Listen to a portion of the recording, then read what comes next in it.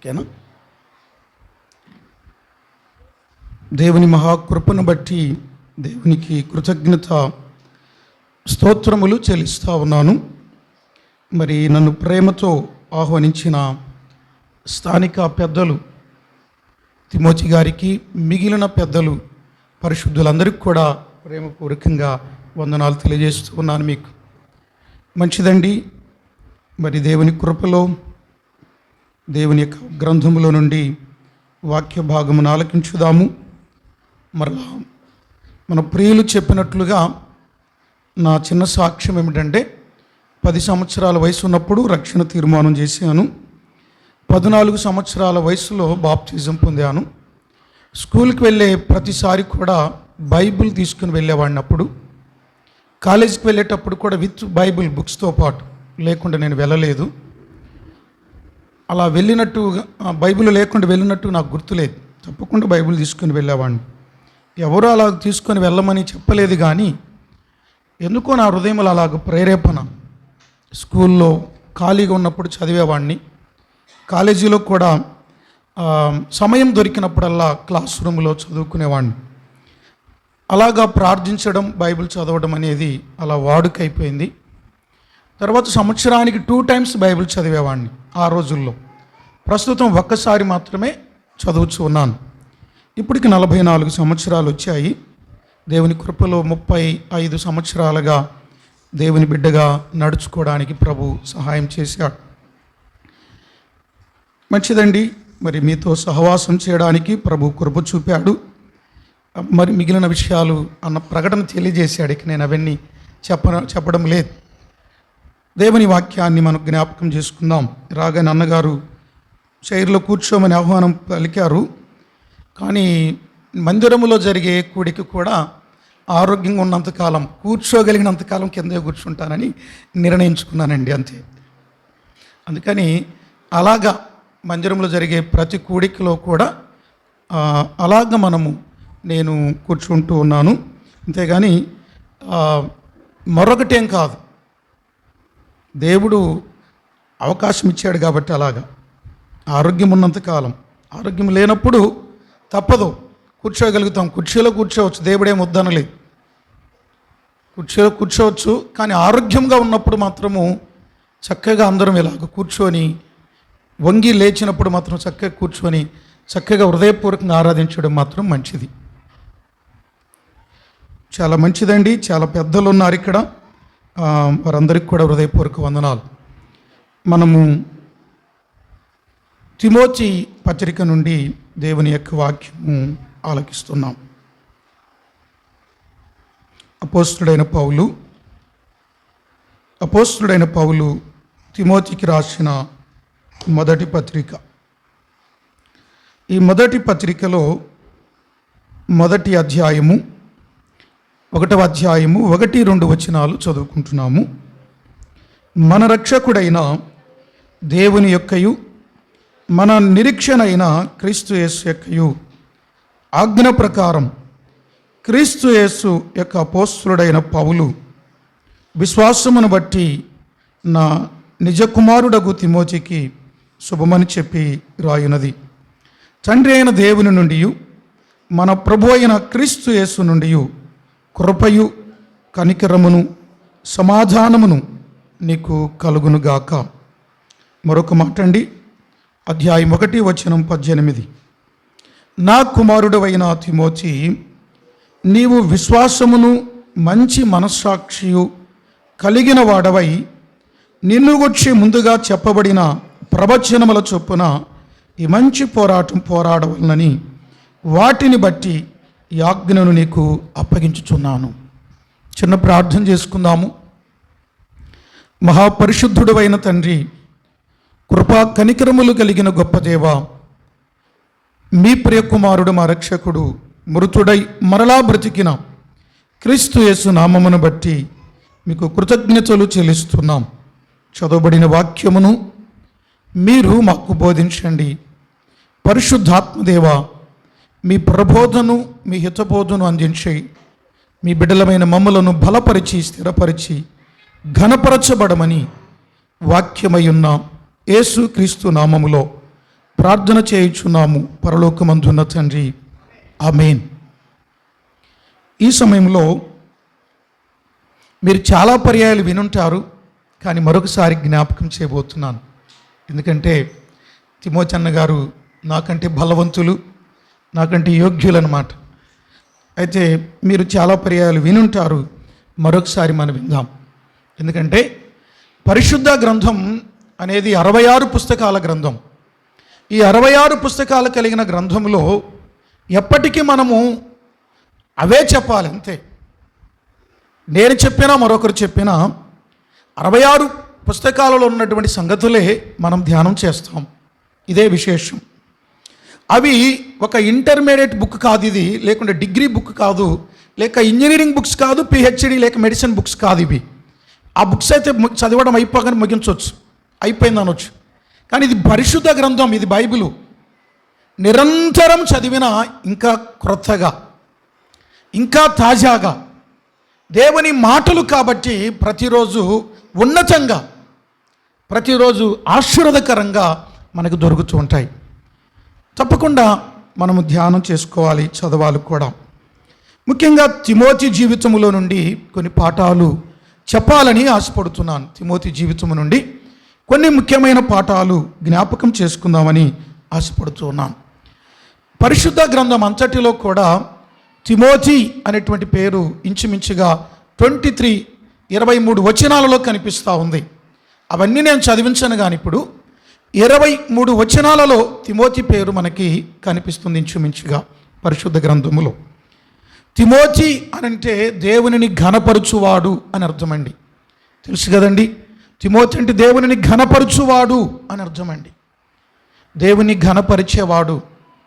ఎలాగో దేవునిని ఘనపరిచాడో, లేక ఎలాగ దేవునిని మహిమపరిచాడో, లేక ఎలాగ దేవునిని హెచ్చించాడో, ఆయనను పొగుడుచు కీర్తించి ఆయనను ఉన్నతంగా హెచ్చించాడో మన ఆయన జీవిత విధానంలో లేక లైఫ్ స్టోరీలో మనం చూడవచ్చు. తన లైఫ్ స్టైల్లో చూడవచ్చు, లైఫ్ స్టోరీలో కూడా మనం చూడవచ్చు. తిమోతి జీవితాన్ని మనం చూసినప్పుడు తిమోతి జీవితాన్ని జ్ఞాపకం చేసుకుంటున్నాం. మొట్టమొదటిగా మనం అపోస్తుల కార్యముల గ్రంథంలోనికి 16వ అధ్యాయానికి వస్తున్నాం. చూడండి, అపోస్తుల కార్యముల గ్రంథము 16వ అధ్యాయము 1-2 వచనాలు చదువు. పౌలు దెర్బేకును లుస్త్రాకును వచ్చాను. అక్కడ తిమోతి అను ఒక శిష్యుడు ఉండేను. అతడు విశ్వసించిన ఒక యూదురాలి కుమారుడు. అతని తండ్రి గ్రీసు దేశస్థుడు. అతడు లుస్త్రాలోను ఈకోనియలోను ఉన్న సహోదరుల వలన మంచి పేరు పొందినవాడు. ఇక్కడ ఒక విషయాన్ని మనం తీసుకుందాం. అపోస్తుడైన పౌలు గారి ద్వారా ఇతడు సువార్త విన్నవాడిగా, రక్షణ తీర్మానం చేసిన వాడిగా, లేక రక్షించబడిన ఒక విశ్వాసిగా మనకు కనిపిస్తూ ఉన్నాడు. ఆ సంగతి మనం ఇక్కడ జ్ఞాపకం చేసుకుంటున్నాం. చూడండి, తిమోతి అని ఒక శిష్యుడు ఉండేను. అతడు విశ్వసించిన ఒక యూదురాలి కుమారుడు. అతని తండ్రి గ్రీసు దేశస్థుడు అని చదువుతున్నాం. కొంచెం అర్థం కావడానికి మనము మరొక భాగం కూడా చదువుదాం. చూడండి, తిమోతికి రాసిన మొదటి పత్రిక 1:18. మొదటి మాట ఏమిటంటే తిమోతి విశ్వాసి. తిమోతి ఎవరండి? విశ్వాసి అని చెప్పబోతున్నాను. నా కుమారుడమైన తిమోతి, నీవు విశ్వాసమును మంచి మనస్సాక్షియు కలిగిన వాడవై. అంటే తిమోతి ఎవరంటే విశ్వాసి అని అర్థమవుతుంది. 2వ వచనం కూడా చూడండి, 1-2. విశ్వాసమును బట్టి, ఏ బట్టి అండి? విశ్వాసమును బట్టి. సిస్టర్, బ్రదర్, చిల్డ్రన్ వినండి. విశ్వాసమును బట్టి అని పౌలు అంటున్నాడంటే తిమోతి ఎవరంటే విశ్వాసి. మొట్టమొదటిగా అతడు విశ్వాసి అని మనం తీసుకుందాం. ఎందుకు అలా తీసుకోవాలి అంటే విశ్వాసమును బట్టి. అలాగే 18వ వచనంలో కూడా నీవు విశ్వాసమును అని అన్నాడు. ఇంకొంచెం స్పష్టంగా తిమోతికి రాసిన 2వ పత్రిక 1వ అధ్యాయము వచనం 3, వచనం 5 కలిసి ఉన్నాయి. జాగ్రత్తగా చూడండి. నా ప్రార్థనల యందు ఎడతెగక నిన్ను జ్ఞాపకము చేసుకొనుచు నీ కన్నీళ్లను తలచుకొని నాకు సంపూర్ణ ఆనందము కలుగుటకై నిన్ను చూడవలనని రేయింబగులు అపేక్షించుచు నీయందున్న నిష్కపటమైన విశ్వాసమును జ్ఞాపకము చేసుకొని నా పితర ఆచారం ప్రకారం నిర్మలమైన మనస్సాక్షితో నేను సేవించుచున్న దేవుని ఎడల కృతజ్ఞుడనై ఉన్నాను. ఆ విశ్వాసం, ఏ విశ్వాసము? నీయందు ఉన్న నిష్కపటమైన విశ్వాసం. తిమోతి, నీయందు నిష్కపటమైన విశ్వాసం ఉన్నది. ఆ విశ్వాసము మొదట నీ అవ్వ అయినటువంటి లేక అమ్మమ్మ గారైన లోయలో నిష్కపటమైన విశ్వాసం ఉన్నది. అలాగే మీ అమ్మగారు అయినటువంటి యూనికేలో కూడా విశ్వాసం, నిష్కపటమైన విశ్వాసం ఉన్నది. అది నీయందు సహా వసించును అన్నాడు. వసించాను అన్నాడండి. అంటే ఆల్రెడీ అతనిలో కూడా నిష్కపటమైన విశ్వాసం. అందుకని మొదటిగా నేను చెప్పాలనుకునేది ఏమిటంటే తిమోతి విశ్వాసి అని చెప్తున్నానండి. ఎవరండి చెప్పండి? తిమోతి విశ్వాసి. అడుగుచున్నాను, ఎవరు కూడా కోపపడవద్దు. విశ్వాసిగా ఉన్నావా లేక ఇంకా అవిశ్వాసిగా ఉన్నావా? లేక అల్ప విశ్వాసిగా ఉన్నావా లేక విశ్వాసఘాతకులుగా ఉన్నారా? ఆలోచించండి. విశ్వాసఘాతకమా లేక అల్ప విశ్వాసమా లేక అవిశ్వాసమా లేక నిష్కపటమైన విశ్వాసమా? ఎలా ఉన్నది మన జీవితమో ఆలోచించండి. విశ్వాస జీవితాన్ని పరిశుద్ధ గ్రంథము మనకి నేర్పిస్తూ ఉంది. ఒకవేళ ఇంకా విశ్వసించకపోతే, ఇంకా యేసుక్రీస్తుని విశ్వసించకపోతే ఇప్పుడైనా ఏం కలుగుతుందో మనం ఎరుగుదుము. రోమాపత్రిక 10:17 కాగా వినుట వలన విశ్వాసము కలుగును. రోమా 10:17లో కాగా వినుట వలన విశ్వాసం కలుగును. ప్రియ దేవుని బిడ్డలారా, బైబిల్ చదవండి, బైబిల్ గురించి వినండి, యేసుక్రీస్తుని గురించి వినండి. వినుట ద్వారా విశ్వాసం కలుగుతుంది. వినుట ద్వారా నమ్మకం కలుగుతుంది. వినుట ద్వారా నిష్కపటమైన విశ్వాసం అంటే ఏమిటో, విశ్వాసులకు ఖర్చైన లేక విశ్వాసమునకు ఖర్చైన యేసుక్రీస్తు అంటే ఏమిటో అర్థమవుతుంది. వినుట ద్వారా విశ్వాసము కలుగును అన్నాడు. 10వ అధ్యాయము 8వ వచనము రోమాపత్రిక. అదేమని చెప్పుచున్నది? వాక్యము నీ యొద్దను నీ నోటను నీ హృదయములోను ఉన్నది, అది మేము ప్రకటించు విశ్వాస వాక్యమే. తర్వాత వచనం కూడండి. అదేమనగా యేసు ప్రభు అని నీ నోటితో ఒప్పుకొని దేవుడు మృతులలో నుండి ఆయనను లేపెనని నీ హృదయమందు విశ్వసించిన ఎడల ఏమవుతావండి? అంటే బైబిల్ చించిన ఎడల కాదు, విశ్వసించు చాలు.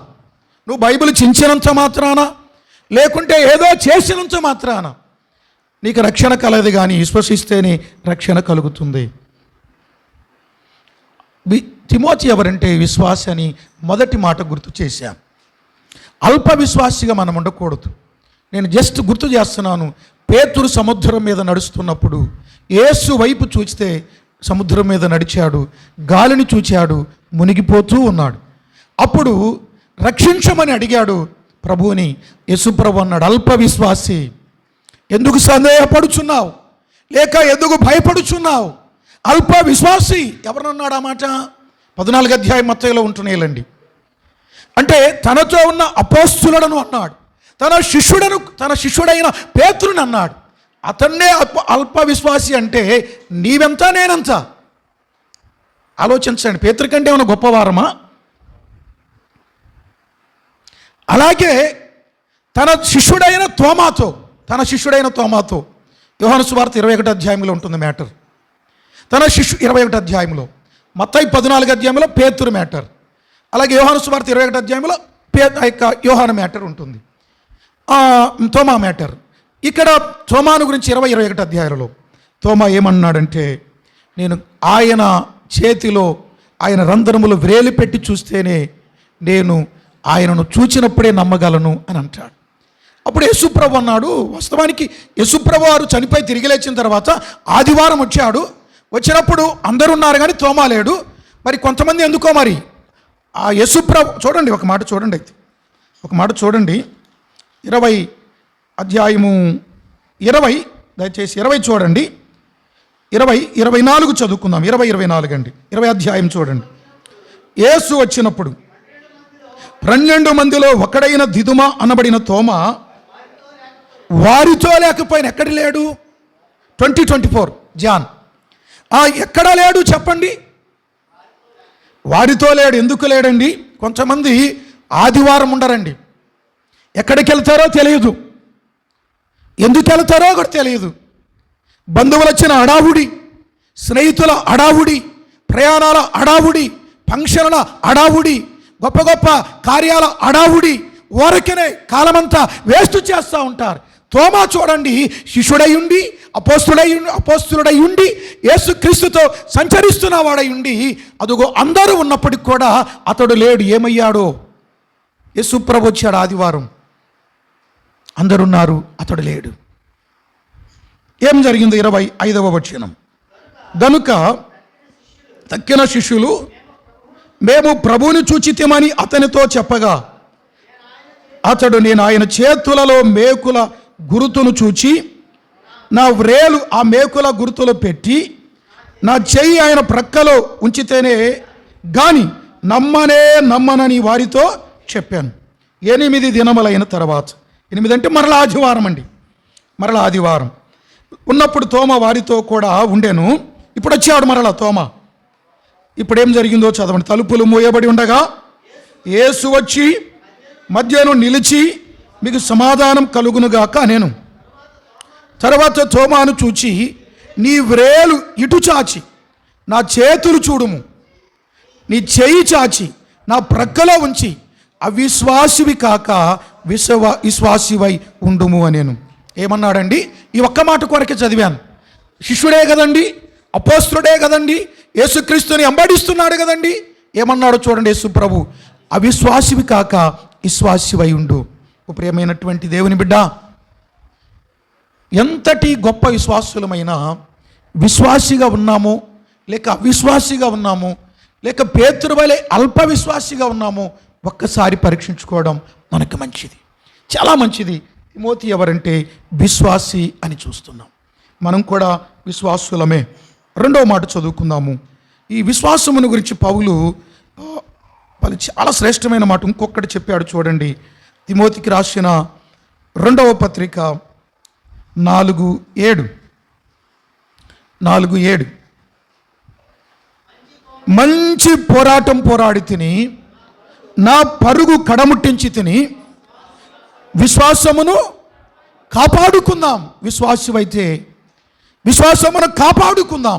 అవిశ్వాసివి కాకుండా, అల్ప విశ్వాసివి కాకుండా, విశ్వాస ఘాతుకులు కాకుండా, లేక విశ్వాస భ్రష్టులు కాకుండా విశ్వాసమును కాపాడుకుందాం. పౌలు అదే చెప్పాడు, విశ్వాసమును కాపాడుకుంటుని. అంత పెద్ద దైవజనుడే నేను క్రీస్తుని పోలి నడుచుకొనుచున్నానని 11:1 కొరింథీ మొదటి పత్రికలో చెప్పిన దైవజనుడైన పౌలే విశ్వాసమును కాపాడుకుంటున్నప్పుడు నీవైనా నేనైనా కాపాడుకొనవద్దా? విశ్వాసమును కాపాడుకుందాం నా ప్రియ దేవుని బిడ్డ. ఎన్నో కష్టాలు వస్తాయి, ఎన్నో ఇబ్బందులు వస్తాయి, ఎన్నో ఇరుకులు వస్తాయి, ఎన్నో ఆటుపోటులు వస్తాయి. అయినప్పటికీ కన్నీరు కలిగించే పరిస్థితులు వస్తాయి. అయినప్పటికీ కూడా విశ్వాసమును కాపాడుకుందాం. తిమోతి విశ్వాసి అని చూడండి దైవజనుడు పౌలు తన రాతలలో జ్ఞాపకం చేస్తూ ఉన్నాడు. తిమోతి పౌలు గారి ద్వారా రక్షణ పొందాడు. తన అమ్మమ్మ గారి ప్రార్థన ఫలితం, విశ్వాస ఫలితం, తన తల్లి గారి యొక్క ప్రార్థన ఫలితం, విశ్వాస ఫలితం ఇతడు కూడా నిష్కపటమైన విశ్వాసిగా జీవించాడు, అలాగే కొనసాగాడు. 2వ విషయం కూడా చదువుకుందాం తిమోతిని గురించి. 2వ సంగతి ఏమిటంటే 16వ అధ్యాయము 1వ వచనం చదువుకుందాం. అపోస్తుల కార్యములు 16:1 పౌలు దెర్బేకును లుస్త్రాకును వచ్చాను. అక్కడ తిమోతి అని ఒక శిష్యుడు ఉండేను. ఎవరంటుండే ఉంది? ఒక శిష్యుడు ఉండేను. తిమోతి ఎవరంటే శిష్యుడు. మొట్టమొదటిగా తిమోతి ఎవరంటే విశ్వాసి. రెండవ విషయం చెప్పుకుంటున్నాం, తిమోతి ఎవరంటే శిష్యుడు. ఏమిటి ఈయన శిష్యత్వం?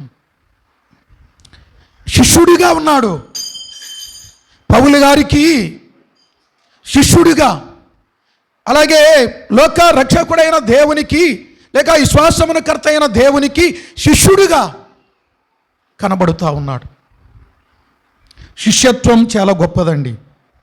పాత నిబంధనలో చూడండి, ఏలియా ఎలీషాల బంధం, అలాగే మోషే, అంతకంటే ఏలియా ఎలీషాల కంటే ముందుగా మోషే యెహోషువల బంధం, అలాగే ఎలీషా గెహాజీ ఉన్నాడు, కానీ గెహాజీ అంత నమ్మదగిన శిష్యుడు కాదు.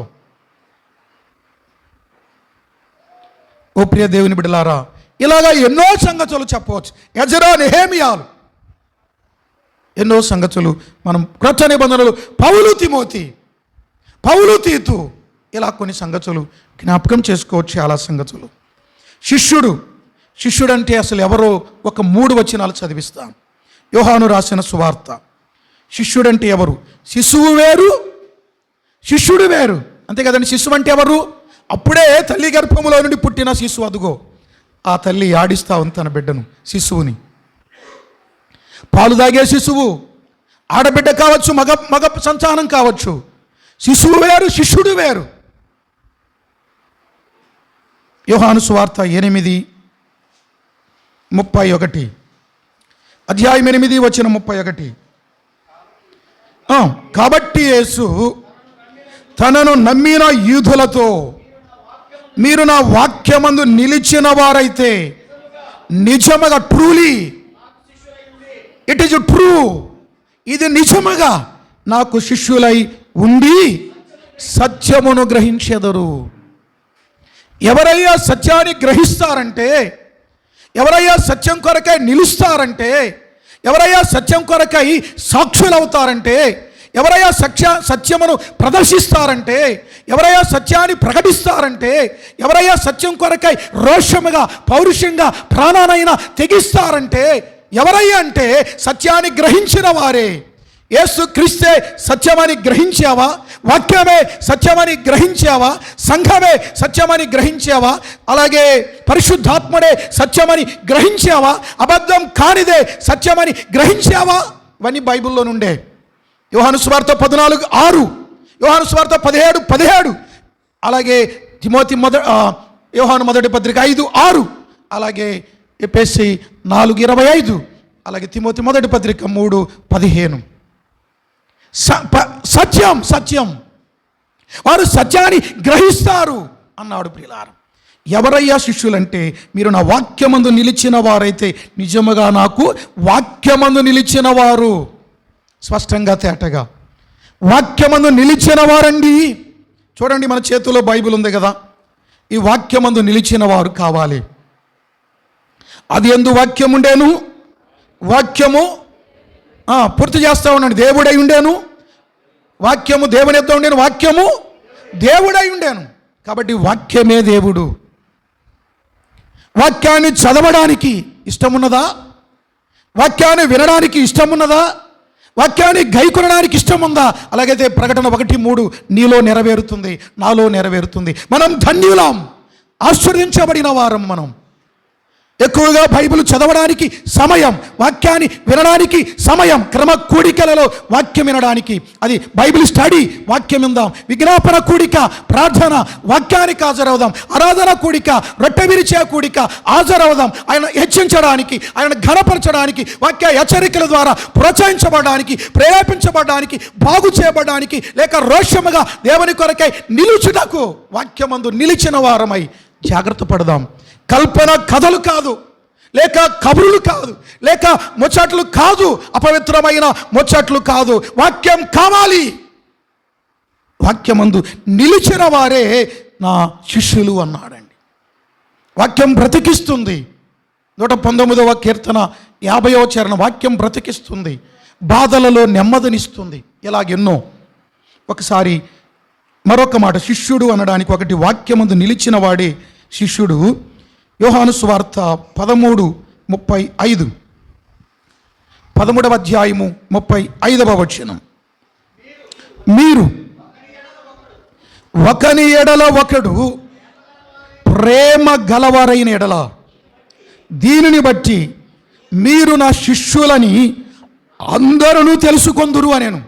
యేసుప్రభు నోటి మాటలండి, ఆయన సంచరించిన దినాలలో. ఒకరి ఎడల ఒకరికి ప్రేమ. అసలు ప్రేమ అంటేనే యోహాను మొదటి పత్రిక 1:4 ప్రేమ స్వరూపి. యోహాను మొదటి పత్రిక 1:4, 1:4 కదండి, 4:8, 4:16. యోహాను మొదటి పత్రిక 4:8, 4:16 ఆయన ప్రేమ స్వరూపి, ప్రేమ అయి ఉన్నాడు. గాడ్ ఈజ్ లవ్, ఆయన ప్రేమ అయి ఉన్నాడు. అందుకని ఆయన ప్రేమ కాబట్టి ఆయన పిల్లలమైన మనం, ఆయన ప్రజలమైన మనం ఒకరి ఎడల ఒకరికి ఏముండాలయ్యా చెప్పండి? ఏముండాలమ్మా? ఏముండాలి? ప్రేమ, లవ్ ఉండాలి. ఏముండాలి? లవ్ ఉండాలి. ఒక ఆయన అన్నాడు కొవ్వు ఉండొద్దు అన్నాడండి. నేనంటలేదు, ఒక ఆయన అన్నాడు కొవ్వు ఉండొద్దు అన్నాడు. డాక్టర్ గారు నీకు కొలెస్ట్రాల్ ఎక్కువైందమ్మా అన్నాడు అనుకోండి. అయ్యా ఎక్కువైందా అని దీనంగా అడుగుతాం. చాలా ఎక్కువైంది నీకు కొలెస్ట్రాల్ అంటే ఇంగ్లీష్లో తిట్టాడంతే నిన్ను. అదే తెలుగులో తిడితే నీకు కొవ్వు ఎక్కువైందయ్యా అన్నాడు అనుకోండి. డాక్టర్ గారు నీకు కొంచెం ఎక్కువైంది అంటాం మనమండి, లోపలైన అనుకుంటాం పైకన లేకపోయినా. చూడండి, తెలుగులో తిట్టలా, ఇంగ్లీష్లో తిట్టేసాడు. ఎట్లా తిట్టడం కాదులండి, చెప్పాడు ఉన్న రోగాన్ని. కొలెస్ట్రాల్ ఎక్కువైపోయింది అనగానే బాధపడతాం. కానీ చూడండి, లవ్ ఎక్కువ కావాలి. యేసుక్రీస్తు ప్రేమను మన యొక్క స్నేహితుడి ఎడల ప్రేమ, మన బంధువుల ఎడల ప్రేమ, మన యొక్క కుటుంబంలో ఉండే భార్య భర్తల మధ్య ప్రేమ, ఆ కన్నా బిడ్డల ఎడల ప్రేమ, తల్లిదండ్రుల ఎడల ప్రేమ, అలాగే లోకస్తుల ఎడల ప్రేమ, ప్రతి ఒక్కరి ఎడల క్రీస్తు ప్రేమను కలిగి ఉంటే క్రీస్తు స్వార్థను చెప్పకుండా ఉండలేవు. ఆయన ప్రేమను చెప్పకుండా బ్రతికలేము. ఒకరి ఎడల ఒకరికి ప్రేమ ఉండడమే వారేనని శిష్యులంటే. రండి మరొక భాగం చదువుకుందాం. యోహాను సువార్త 15వ అధ్యాయము 8వ వచనం, 15:8. శిష్యులు అంటే వాక్యమందు నిలిచిన వారు. శిష్యులు అంటే ఒకరి ఎడల ఒకరి ప్రేమ కలిగిన వారు. 15:8 మీరు బహుగా ఫలించుట వలన నా తండ్రి మహిమపరచబడును, ఇందువలన మీరు నా శిష్యులగుదురు. చాలు, ఈ 3 మాటలు. చాలా ఉన్నాయి. మీరు నా కాడిని ఎత్తుకోవాలి, అన్నిటిని విడిచిపెట్టాలి, త్యాగం చేయాలి, ఇలాంటివన్నీ సువార్తల్లో కూడా ఇంకా ఉన్నాయి, చెప్పడం లేదు. కానీ 3 విషయాలు. వాక్యమందు నిలిచిన వారు ఆయన శిష్యులు. ఒకరి ఎడల ఒకరికి ప్రేమ కలిగిన వారు ఆయన శిష్యులు. మీరు బహుగా ఫలించుట వలన, ప్రార్థనలో ఫలించడం, వాక్య ధ్యానములో ఫలించడం, వాక్యాన్ని అనుసరించడంలో ఫలించడం, వాక్యాన్ని ఆలకించడంలో ఫలించడం, వాక్యం పట్ల తపన, అపేక్ష, తృష్ణ కలిగి ఉండడంలో ఫలించడం, దేవుని స్వార్థను చెప్పడంలో ఫలించడం, దేవుని కొరకై నమ్మదగిన బిడ్డగా బ్రతకడంలో ఫలించడం, దేవుని కొరకై మనకున్న దానిలో ఇవ్వడం ఫలించడం, దేవుని కొరకై మంచిగా జీవించడమే ఫలించడం. మీరు బహుగా ఫలించడం వలన నా తండ్రి మహిమపరచబడును, ఇందువలన మీరు నాకు శిష్యులగుదురు అన్నాడు. తిమోతి మొట్టమొదటిగా విశ్వాసి అని చెప్పుకున్నాము. తిమోతి రెండవదిగా ఎవరండి? శిష్యుడు అని చెప్పుకున్నాం. మంచిది. నా మట్టుకు నేనైతే బైబిల్ అంతటిలో ఎవరు శిష్యుడు అని పిలువబడ్డారు, ఎవరు శిష్యురాలని పిలువబడ్డారు, అసలు ఎన్నిసార్లు బైబిల్లో ఉందని శిష్యత్వాన్ని గురించి ఒక కొన్ని నెలల పాటు మా దగ్గర బైబిల్ కాలేజీలో చెప్పడం జరిగింది. ఇక అవన్నీ మనం ఇప్పుడు చూడటం కాదు. కానీ అయితే శిష్యురాలని ఒక ఆమె పిలువబడిందండి. ఎవరండి? ద్వారకా. మీకు వందనాలండి కదా. అపోస్తలుల కార్యములో 9:36 9:36 తబిత అనబడిన ద్వారకా. తబిత అంటే భక్తి గల స్త్రీ అని అర్థమండి. ద్వారకా అంటే లేడీ అని అర్థమండి. ఆమె శిష్యురాలని పిలువబడింది. శిష్యురాలు సత్కార్యాలు చేసేది, లేక సత్క్రియలు చేసేది, బహుగా ధర్మ కార్యాలు చేసేది. చనిపోయింది, పేతురు ద్వారా బ్రతికించబడింది. పరిశుద్ధులు ఇదవరాండ్లకు అప్పగించారు. అయితే ఆ ఊరిలో అందరూ ఇదవరాండ్లు వచ్చి ఆమె చేసిన మంచి కార్యాలను జ్ఞాపకం చేసుకుంటూ ఏడుస్తూ ఉన్నారు. సోదరుడా, సోదరి, శిష్యురాలుగా బ్రతుకుతావా? సోదరి, శిష్యుడిగా బ్రతుకుతావా? అలా బ్రతకడానికి క్రియలు ఏమిటంటే వాక్యమందు నిలిచుంటేనే, ఒకరి ఎడల ఒక ప్రేమ ఉంటేనే, ద్వేషం కాదు. అలాగే ఫలింప జీవితం సంఘములో ఉండాలి. మూడవది తిమోతి జీవితంలో ఏమిటంటే సహోదరుడని జ్ఞాపకం చేసుకుందాం. ఎందుకంటే చాలా విషయాలు ఉన్నప్పటికి కూడా సహోదరుడు చూద్దాం. చూడండి, కొలసై పత్రిక 1:12 చదువుకుందాం. కొలసై పత్రిక 1:2 చదువుదామా? దేవుని చిత్తము వలన క్రీస్తు యేసు అపోస్తులుడైన పౌలును, సహోదరుడైన తిమోతియును. ఎవరంటండి? కొలసై పత్రిక 1:2లో తిమోతి ఎవరంటే సహోదరుడు, బ్రదర్. ఎవరండి అక్క? సహోదరుడు తిమోతి. అంతే. 1 విశ్వాసి, 2 బ్రదర్, 2 శిష్యుడు, 3 సహోదరుడు, బ్రదర్ అండి. బైబిల్లో మీరు చూడండి, యేసుక్రీస్తు కూడా సహోదరుడని పిలువబడ్డాడు. ఎబ్రీ గ్రంథకర్త చెప్పాడు, ఆయన మన సహోదరుడు, మనం ఆయన సహోదరులం, ఆయన ప్రజలం. సహోదరుడు అంటే సహా ప్లస్ ఉదరము, ఒకే రక్తముల నుండి వచ్చిన వారు, ఒకే గర్భముల నుండి వచ్చిన వారు, ఒక తల్లి గర్భముల నుండి వచ్చిన వారండి ఈ బ్రదర్స్ ఇద్దరు, ఈ అన్నదమ్ములు సొంత బ్రదర్స్ అండి వీరు. ఒక తల్లికి పుట్టిన వారండి అంటారు. మనం ఒకే రక్తములో పుట్టాము, యేసుక్రీస్తు అనే పరిశుద్ధ రక్తములో పుట్టాము, యేసుక్రీస్తు అనే పరిశుద్ధ రక్తములో కడగబడిన సహోదరులం. మనం సహోదరులం. మనం ఎవరమండి? అంతే. మనం పరాయి వారం కాదు, మన తండ్రి దేవుడు. మనందరం ఒకటే, మనం సహోదరులం. We are all brother. మనమందరం సహోదరులమే. ఇలాగా సహోదరులు కలిగి ఉండవలసిన ఒక్క వచనం చదువుదామా? 133వ కీర్తన 1వ చరణం. అందరూ చెప్పండి, తెలిసిన వచనమే కాబట్టి. సహోదరులు ఐక్యత కలిగి నివసించడం ఎంత మేలు, ఎంత మనోహరం. ఒక భక్తుడు, ఒక కవి ఇలాగ అన్నాడండి, కలిసుంటే కలదు సుఖం అన్నాడు. అవును కదా, కలిసుంటే కలదు సుఖం అన్నాడు ఒక కవి. బైబిల్లో నుండి తీసుకొనే మరొక గొప్ప వ్యక్తి అన్నాడు, కలిసుంటే బలిసుంటావో అన్నాడు. కలిసుంటే బలిసుంటావో అన్నాడు. ఏంటంటే ఇదిగో పిడికిలి కలిసి ఉంది, ఒక్కడి వేలుంటే బలిసి ఉండలేం. 5 వేళ్ళు కలిసి ఉన్నాయి, బలముగా పిడికిలు ఉంది. కలిసుంటే బలిసుంటావోయ్. అదే బైబిల్ అంటుంది, సహోదరులారా ఐక్యత కలిగి ఉండడం అది మేలు, ఎంత మేలు, ఎంత మనోహరం. అంటే మేలుకరంగా ఉండాలంటే, మనోహరకరంగా ఉండాలి అని అంటే కలిసి జీవించుదాం. సంఘములో పెద్దల కలిసి జీవించుదాం, సేవకుల కలిసి జీవించుదాం, సహోదరుల కలిసి జీవించుదాం, ఒకరి ఎడల ఒకరికి కలిసి జీవించుదాం. ఇలా కలిసి జీవింప చేసేవాడే ఎఫెసీ 4వ అధ్యాయంలో 1, 2, 3 వచనాలు, ఎఫెసీ పత్రిక 4వ అధ్యాయంలో 1, 2, 3 వచనాల్లో చెప్పాడు, సమాధానమును ఐక్యమును కలిగించేవాడే పరిశుద్ధాత్ముడు అని చెప్పబడిందండి. సమాధానమును ఐక్యతను కలిగించేవాడు పరిశుద్ధాత్మ దేవుడు.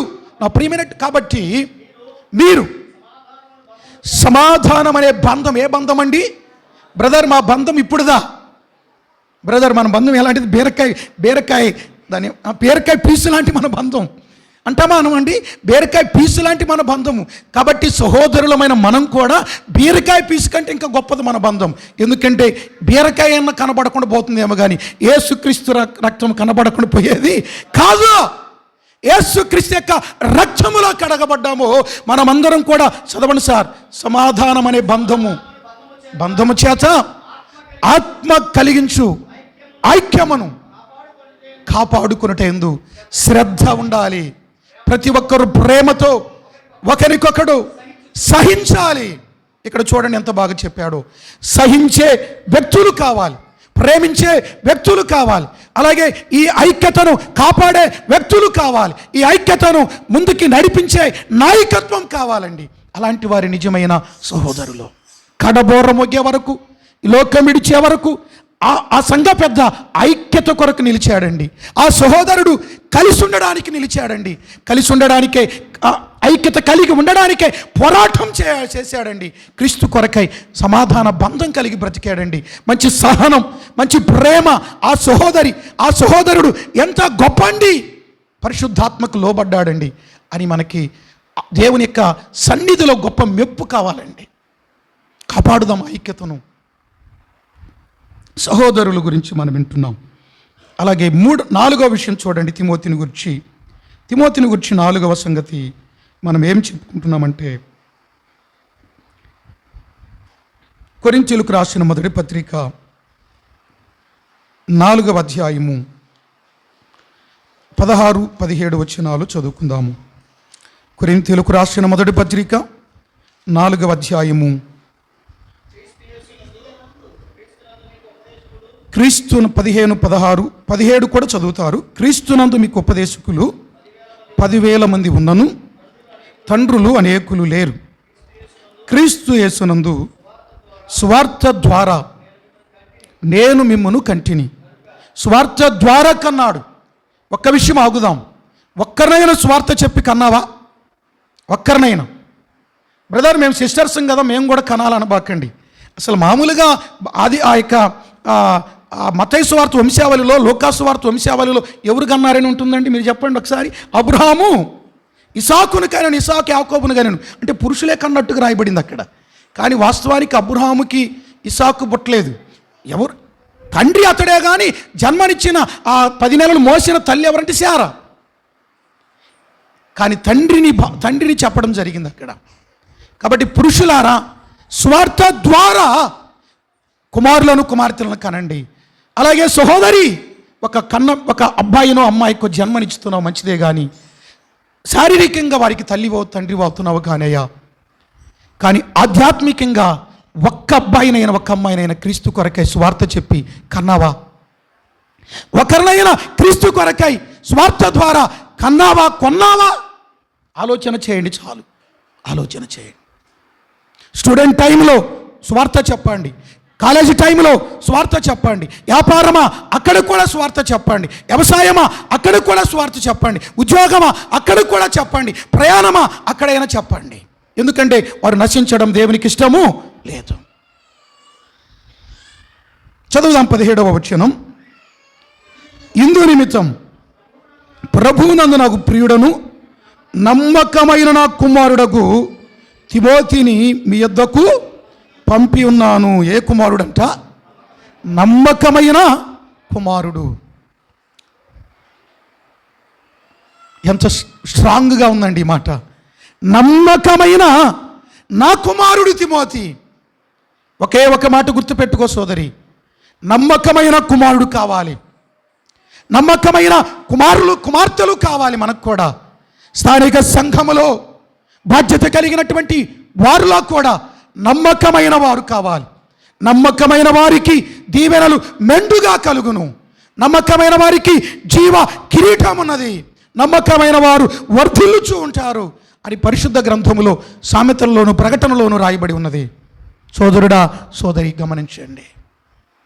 నమ్మకంగా జీవించుదామా? సంఘ పెద్దవా, నమ్మకంగా బ్రతుకు. సంఘ సేవకుడవా, నమ్మకంగా బ్రతుకు. సంఘములో బాధ్యత కలిగిన పరిచారకురాలవా, నమ్మకంగా బ్రతుకు. విశ్వాసివా, నమ్మదగిన జీవితం. ఒంటరిగా ఉన్నావా, నమ్మదగిన జీవితం. కుటుంబంలో ఉన్నావా, నమ్మదగిన జీవితం. సమాజంలో, సంఘములో ఉన్నావా, నమ్మకమైన జీవితం కావాలి. నమ్మకమైన వారికి దీవెనలు మెండు. నమ్మకమైన కుమారుడు తిమోతి. ఇంకే కుమారుడని పిలువబడ్డాడు? తిమోతికి రాసిన మొదటి పత్రిక 1:2 చూడండి.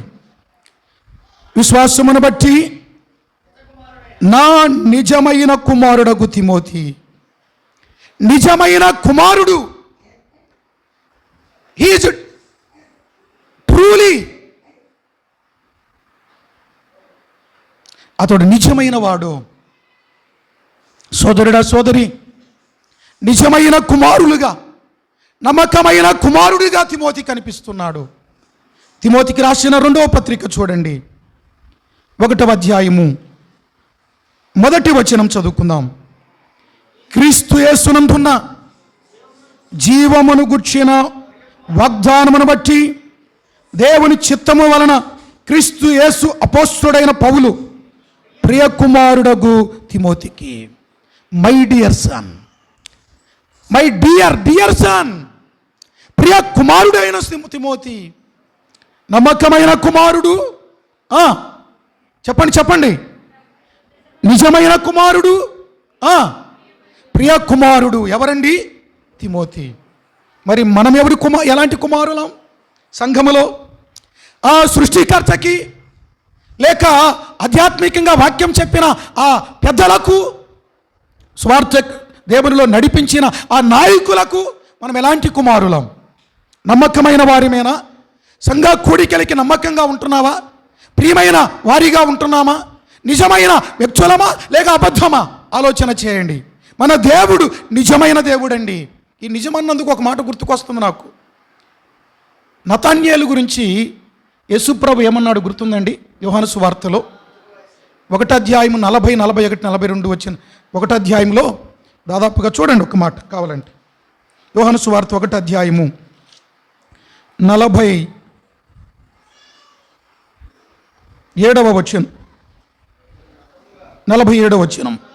యేసు నతాన్యేలుని తన యొద్దకు వచ్చుట చూచి, ఇదిగో ఇతడు నిజముగా ఇశ్రాయేలీయుడు, ఇతని యందు ఏ కపటమును లేదు. 1:47 యోహాను సువార్త. ఇతడు నిజముగా ఇశ్రాయేలీయుడు, ఇతడు నిజముగా నా కుమారుడు, ఈమె నిజముగా నా కుమార్తె, లేక నిజముగా ఈమె దేవుని బిడ్డ ఇతడు అని చెప్పగలరా? నిజముగా. డూప్లికేట్ సరుకు కూడా ఉంది అక్కడక్కడ. ఈ కుమారుడు ఎలా సేవ చేశాడో తిమోతికి రాసిన మొదటి పత్రిక, ఫిలిప్పీ పత్రిక అండి, దయచేసి ఫిలిప్పీ పత్రిక 2వ అధ్యాయము 22వ వచనం చూడండి. 2:22 ఫిలిప్పీ పత్రిక.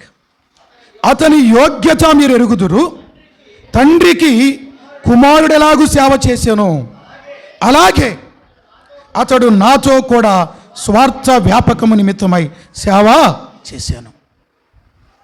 తండ్రికి కుమారుడు ఎలాగ సేవ చేశాను, సంఘములో కూడా సేవ చేసే వ్యక్తులుగా యవనస్తులైన వారు, అలాగే మనమందరం కూడా బాధ్యతగా సేవ చేయాలి.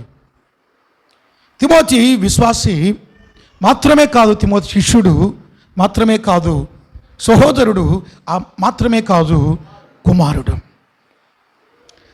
5వ సంగతి కూడా చదువుకుందాం చూడండి. తిమోతిని గురించి చాలా విశేషంగా చాలా సంగతులు చెప్పబడ్డాయి. జతపనివాడు అన్నాడు చూడండి రోమాపత్రికలో, లేక దానికంటే ముందుగా ఫిలిప్పీ పత్రిక 1:1 చూడండి. 1:1 ఫిలిప్పీ పత్రిక 1:1 చదువుతున్నారు. ఫిలిప్పీలో ఉన్న క్రీస్తు యేసునందలి ఏ పరిశుద్ధులండి? సకల పరిశుద్ధులకును అధ్యక్షులకును పరిచారకులకును క్రీస్తు యేసు దాసులైన పౌలును తిమోతిను. ఎవరు దాసుడంట? క్రీస్తు యేసు దాసుడు. అంతే, జస్ట్ అవుట్లైన్స్. మనం తిమోతి ఎవరో తెలుసండి? క్రీస్తు యేసుకి దాసుడు. అతడు దాసుడుగా ఒకప్పుడు ఎవరికి దాసుడు? పాపానికి దాసుడు అండి ఎవరమైనా. ఇప్పుడు ఎవరికి దాసుడు? క్రీస్తు యేసుకు దాసుడు. ఇంకా ఎవరైనా పాపానికి దాసులుగా ఉంటే పాపం వల్ల వచ్చే జీతం మరణం, నిత్య అగ్ని గుండం. ఇది అనుకూల సమయం, ఇది రక్షణ దినం. నమ్మండి, దేవుని దాసులుగా మారండి. తిమోతి ఎవరంటే క్రీస్తు యేసుకి దాసుడు. ఆయన నీతికి దాసుడయ్యాడు. మనం కూడా ఒక మాట చదివితే ఆ మాట రోమాపత్రికలో, రోమాపత్రిక చూడండి 6వ అధ్యాయము వచనం 18 6:18.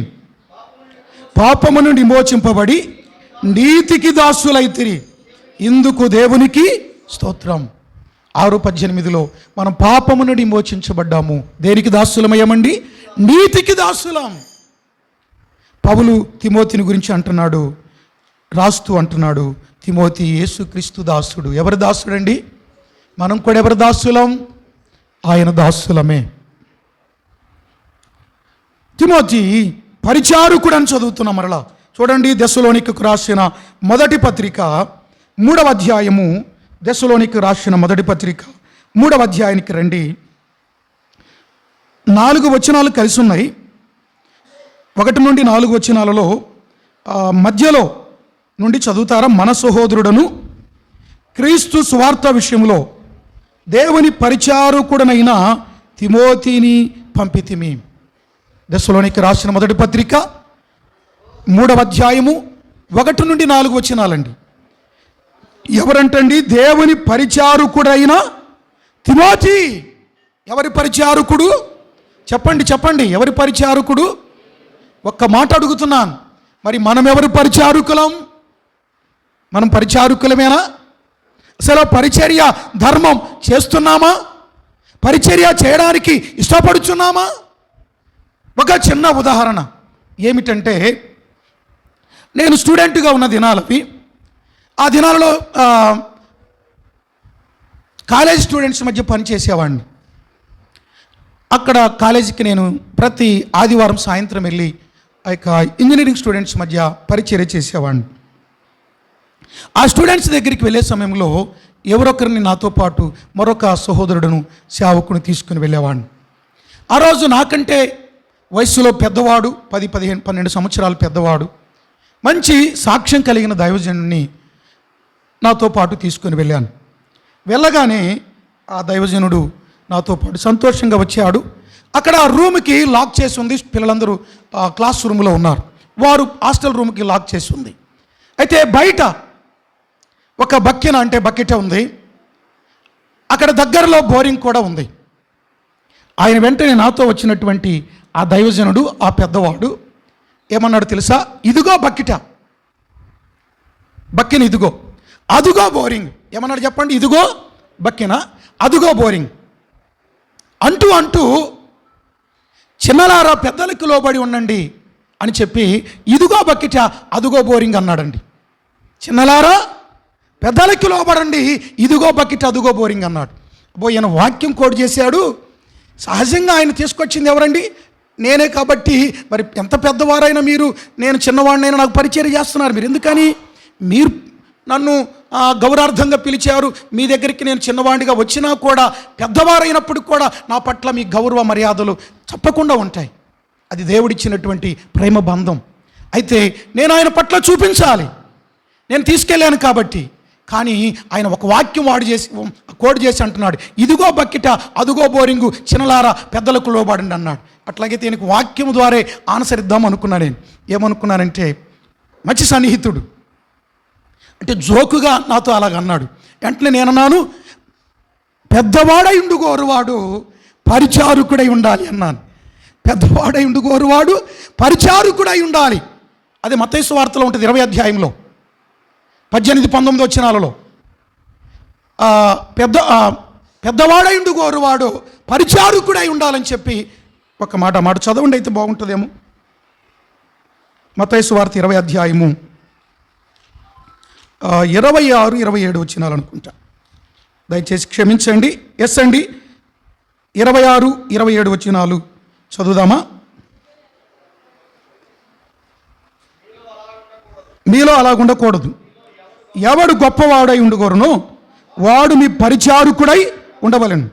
మీలో ఎవడు ముఖ్యుడై ఉండగోరునో వాడు మీ దాసుడై ఉండవలెను. ఓకే, ఇలాగా నేనేం చెప్పానంటే, ఒకవేళ గొప్పవాడివా పెద్దవాడై ఉండేగోరువాడు పరిచారకుడై ఉండాలి. ఇదిగో బకెట, అదుగో బోరింగ్ అన్నానండి. నేను కూడా ఇదిగో బకెట, అదుగో బోరింగ్ అన్నాను.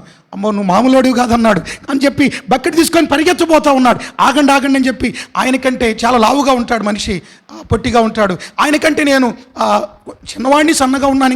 ఇంకా నాకు చదువుకునే రోజులు కాబట్టి బకెట్ తీసుకొని నేను పరిగెత్తి పోయి బోరింగ్ దగ్గరికి వెళ్ళి నీళ్లు కొట్టుకొని వచ్చి ఆయనకి మర్యాదలు, పరిచర్య, బాధ్యత చూశాను. చూడండి ప్రియులారా, తిమోతిని చూచినప్పుడు అతడు దేవుని పరిచారకుడు. పరిచర్య చేయాలి. పెద్దవాడివా పరిచర్య, చిన్నవాడివా పరిచర్య. అదే కదా ఆ పేతురు రాసిన పత్రికలో చెప్పాడు, చిన్నలార పెద్దలకి లోబడండి. అధ్యాయం 5 వచనము 5, అధ్యాయం 5 వచనం 5లో చిన్నలార మీరు పెద్దలకు లోబడి ఉండుడి అని అన్నాడండి. కాబట్టి చిన్నలైన వారు పెద్దలకి లోబడాలి. పెద్దలైన వారు చిన్నవారికి ఆదర్శవంతులుగా లేక మార్గదర్శకులుగా లేక దీర్ఘదర్శకులుగా ఆదర్శవంతులైన సేవకులుగా పెద్దలుగా నాయకులుగా కనబడాలి మనం. అంతే. ఎదుగుచున్న వారికి పరిచర్య ధర్మం జరిగించాలి. ఈ పరిచర్య అన్నందుకై ఒక మాట కొరింథీయులకు రాసిన 3 మాటలు చెప్తాను అక్కడ చూడండి పరిచర్య గురించి. కొరింథీయులకు రాసిన 2వ పత్రిక, అపోస్తలుడైన పౌలు కొరింథీయులకు రాసిన 2వ పత్రిక అధ్యాయం 11 వచనం 23. అధ్యాయం 11 వచనం 23. వారు క్రీస్తు పరిచారకుల వెర్రివాని వలె మాట్లాడుచున్నారు, నేనును మరి ఎక్కువగా క్రీస్తు పరిచారకుడను మరి విశేషముగా ప్రయాసపడితిని. ఆహా, మరి ఎక్కువగా క్రీస్తు పరిచారకుడు. ఒకటి ఈ పరిచర్య ధర్మం, పరిచర్యలో భాగంగా క్రీస్తు పరిచారకుడు అని గుర్తుపెట్టుకోండి. పౌలు ఏమంటున్నాడు? క్రీస్తుకి పరిచారకుడను నేను. తిమోతి, నువ్వు దేవుని పరిచారకుడు ఒకే కాదంటలేదు, నీకంటే ముందు నేనెవరునో తెలుసా? క్రీస్తుకి పరిచారకుడను అని తిమోతికి తెలియచేస్తున్నాడు. పత్రికల రూపంలో, లేఖనాల రూపంలో ప్రపంచానికి, సంఘానికి. కొలసీలకు రాసిన పత్రిక క్రీస్తుకు పరిచారకుడు మాత్రమే కాదు. కొలసై పత్రికలో చూడండి 1:26 దేవుని వాక్యమును ఏమై ఉన్నాడంటే అండి 26వ వచనం చివరి భాగం, నేను ఆ సంఘమునకు పరిచారకుడనైతిని. అతడు క్రీస్తుకి పరిచారకుడు మాత్రమే కాదు, పౌలు గారు సంఘానికి పరిచారకుడు. పరిచర్య ధర్మం. క్రీస్తు కొరకై పరిచారకుడిగా, సంఘము కొరకై పరిచర్య చేయాలండి. స్త్రీగా, పురుషునిగా, యవనస్తులుగా, బాలికలుగా. ఒక సంఘానికి నేను వెళ్ళినప్పుడు అక్కడ నేను వాష్రూమ్కి వెళ్తా ఉన్న సమయంలో ఒక ఆయన, పెద్ద ఆయన, ఆ వాష్రూమ్ అంతా చాలా చక్కగా శుభ్రం చేస్తూ ఉన్నాడు. ఆయన పేరు అడిగాను, చెప్పాడు. సార్ మీరు ఏం చేస్తారన్నాను. ఈ మండలంలో ఎంఆర్ఓ నేనేనండి అన్నాడు. ఆ మండలంలో ఎంఆర్ఓ నేనేనన్నాడు. ఎవరంటే ఆ మండలానికి మండలాధికారి, రెవెన్యూ ఆఫీసర్. ఆలోచన చేయండి, బాత్రూమ్ వాష్ చేస్తా ఉన్నాడు. అదేంటి సార్ మీరు పెద్దవాడివి, నువ్వు చేసిపోతే ఎవరన్నా చేస్తారు కదా అన్నాను. వెంటనే ఆయన అన్నాడు, నేను మండల ఆఫీసులో ఎంఆర్ఓనే కానీ సంఘములో, దేవుని సంఘములో ఎంఆర్ఓని కాదు. నేను క్రీస్తుకి ఎంఆర్ఓని కాదు, ఆ మండలానికి ఎంఆర్ఓని అంతే. వాట్ ఏ వండర్ఫుల్, ఎంత అద్భుతం అనిపించింది. బుద్ధి కలుగుతుంది నాకు కూడా మాట విన్నప్పుడు. అవును ప్రియులారా, మనం దేవుని సంఘములో పరిచర్య చేయాలి, లోబడాలి, తగ్గించుకోవాలి. దీనులమై, దాసులమై పరిచర్య ఎక్కడ ఉంది? తగ్గించుకుందాం. ఏ పరిచర్య చేయాలి, ఏ పని కొదువుగా ఉంది, నా వంతుగా నేను చేయాలి. చూడండి పౌలు ఏమన్నాడు, 24వ వచనం ఇక్కడే 1:24. ఇప్పుడు మీ కొరకు నేను అనుభవించుచున్న శ్రమల యందు సంతోషించుచు సంఘమును ఆయన శరీరము కొరకు క్రీస్తు పడిన పాట్లలో కొదవైన వాటి యందు నా వంతు నా శరీరమందు సంపూర్ణం చేస్తా ఉన్నాను. నీ వంతు చేస్తున్నావక్క, చెల్లి నీ వంతు చేయగలుగుతున్నావా? తల్లి నీ వంతు సంఘములో చేయగలుగుతున్నావా? ప్రియమైన అయ్యా, ప్రియమైన తమ్ముడు, అక్క, చెల్లి, అన్న, నీ వంతు చేయగలుగుతున్నావా? నా వంతు నేను చేయగలుగుతున్నానా? నీ వంతు నువ్వు చేయాలంతే. ఊరికే వచ్చి వెళ్ళబాకు. నీ వంతు ఏదో ఒకటి ఉంది, నీ బాధ్యత ఉంది, నీ పరిచర్య ఉంది, చేయాలి. చేసేవాడికి చేతి నిండా పని ఉంటుందంటండి, చేయనోడికి ఎక్కడ పని ఉండదంట.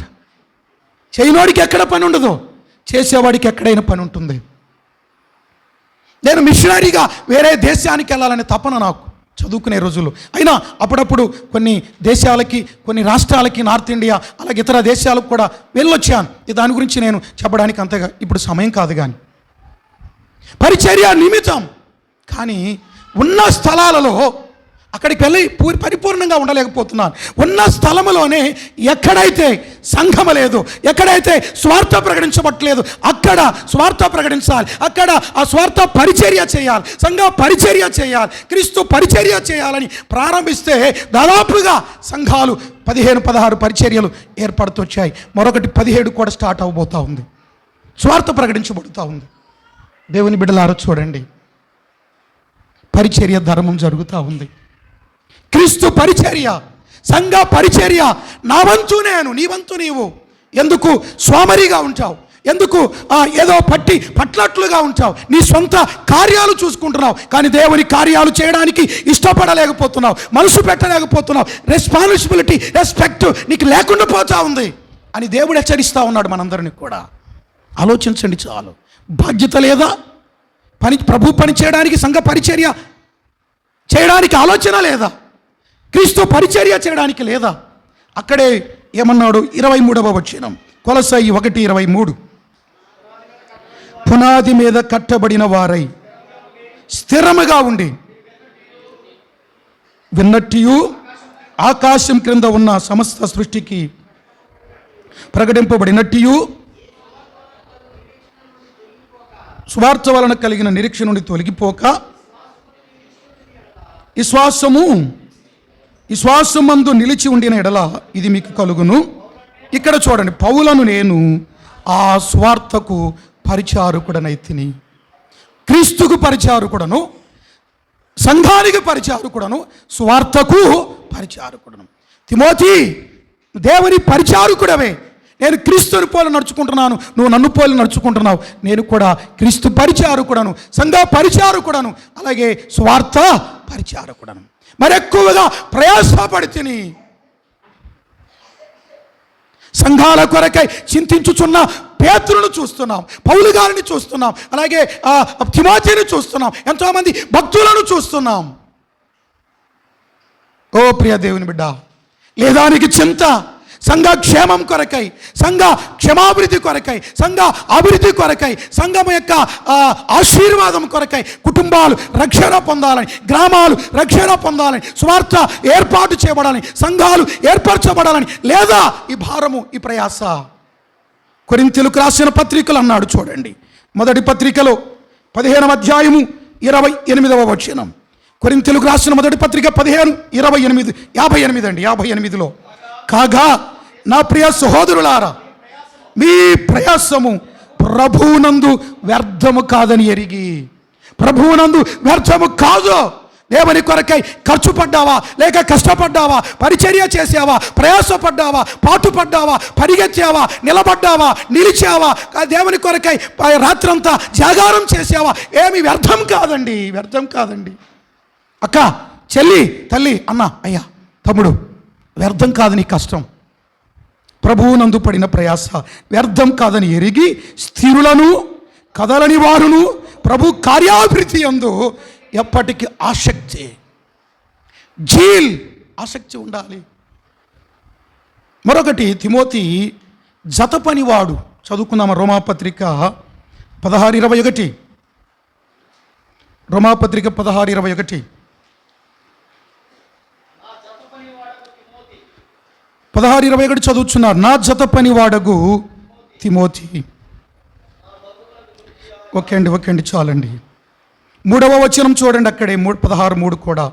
క్రీస్తు యేసునందు నా జత పనివారైన ప్రిస్కిల్లాకును అకులాకును నా వందనములు చెప్పుడి. వందనాలు చెప్పుకోమన్నాడండి ఒకరికొకరు, పరిశుద్ధులైన వారు.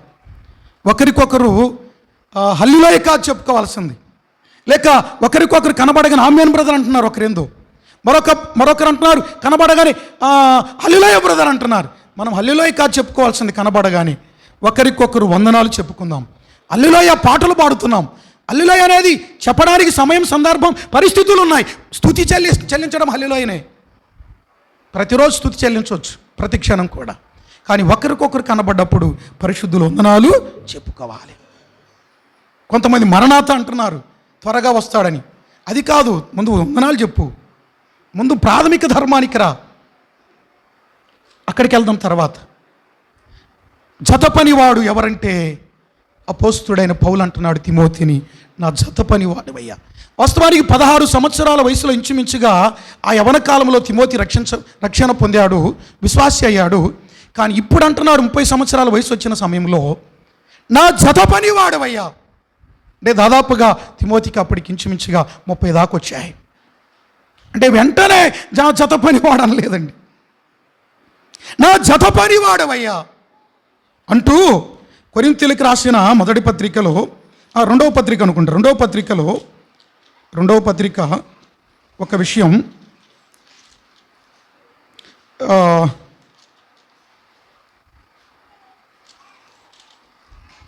మొదటి పత్రికేనండి, క్షమించండి. మొదటి పత్రిక 16:10, కొరింథీయులకు రాసిన మొదటి పత్రిక 16:10.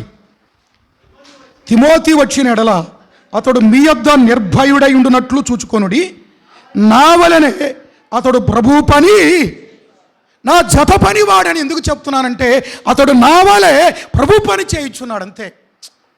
సర్టిఫికేట్ ఎంత బాగా ఇచ్చాడండి కదా. అతడు నా వలే ప్రభు పని చేయించున్నాడు. యవనస్తులారా, సంఘములో ఎదుగుచున్న బాలికలారా, ఎదుగుచున్న సహోదర సహోదరులారా, నా జత పని వాడనే స్థాయికి వచ్చాడు తిమోతి. నా వలే ప్రభు పని చేయించున్నాడు, నా వలే చేస్తున్నాడు. నేను క్రీస్తుని పోలి నడుచుకుంటున్నాను, మీరు నన్ను పోలి నడవండి, నా వలే ప్రభు పని చేస్తున్నాడు అని ఇక్కడ చెప్పాడు. కానీ తిమోతి పత్రికలో చాలా విచిత్రంగా 7 మాటలు. తిమోతికి రాసిన 2వ పత్రిక 3వ అధ్యాయము వచనం 10, వచనం 11, 3వ అధ్యాయం 2వ పత్రిక. అయితే నీవు ఎన్నో లెక్క పెట్టండి, నా బోధ, నా ప్రవర్తన, నా ఉద్దేశం, నా విశ్వాసం, నా దీర్ఘశాంతం, నా ప్రేమ, నా ఓర్పు. అంతియోకయ, ఈకోనియ, లుస్త్ర పట్టణములలో నాకు కలిగినట్టు హింసలను ఉపద్రవములను తెలుసుకున్న వాడవై నన్ను ఎంబాడించావా లేకుంటే పారిపోయావా? ఎంబాడించావయ్యా. నా బోధన అనుసరిస్తున్నావు, నా ఉద్దేశాలు అనుసరిస్తున్నావు, నా ప్రవర్తన, నా విశ్వాసం, నా యొక్క దీర్ఘశాంతం, నా ప్రేమ, నా ఓర్పు నువ్వు అనుసరిస్తూ ఉన్నావు. అలాగే చేస్తున్నావు, నా వలే చేస్తున్నావు. అంతటితో ఆగిపోవాలా? ఏదో బోధ దొరికిందని వేదిక దగ్గర భలే చేయొచ్చు, కానీ నా శ్రమ కూడా నువ్వు ఇష్టపడ్డావు, నా హింస కూడా భరించడానికి నన్ను వెంబడించావు. నా బోధ వరకే నాలాగా బోధిస్తున్నావు అనుకుంటే భలే ఆనందపడ్డాను, కానీ నా శ్రమను భరించినప్పుడు ఇంకా ఆనందపడ్డానయ్యా. నా వలే శ్రమ భరిస్తున్నావు, నా హింస కూడా వెంబడించి భరిస్తున్నావు. సోదరుడా, సోదరి, తిమోతి ఎంత మంచివాడండి. తిమోతిని గురించి 6వ అధ్యాయం 11వ వచనం. తిమోతి మొదటి పత్రిక 6:11లో దైవజనుడా. ఏ జనుడండి? గిరిజనుడు కాదు, హరిజనుడు కాదు. హరిజనుడు కాదు, గిరిజనుడు కాదు. ఏ జనుడంట? దైవజనుడు. ఎంత బాగుందండి ఈ మాట. Oh man of God. ఎవరయ్యా వారు? గిరిజనులండి. వీరెవరండి? హరిజనులండి. వద్దొద్దు, మనం దైవజనులం, దేవుని ప్రజలం, దైవ జనాంగం. యేసుక్రీస్తు యొక్క రక్తములో దేవుని ప్రజలమయ్యాం, దేవుని సొత్తయ్యాం, పరిశుద్ధ జనం, ఆయన స్వకీయ ధనం, ఆయన ధనం మనమే. అవును కదండి?